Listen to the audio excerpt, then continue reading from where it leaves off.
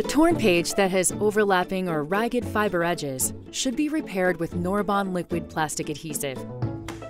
Here are the supplies you'll need: Demco Norbond adhesive, a bone folder, cheesecloth, waxed paper, a mending stick, and rubber bands. Place waxed paper beneath the repair page. Use a mending stick dipped in Norbond and lightly and evenly roll it along the torn edge.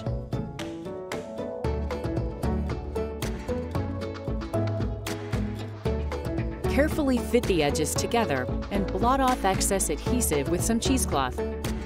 Place a second sheet of wax paper on top of the repair and gently smooth with a bone folder.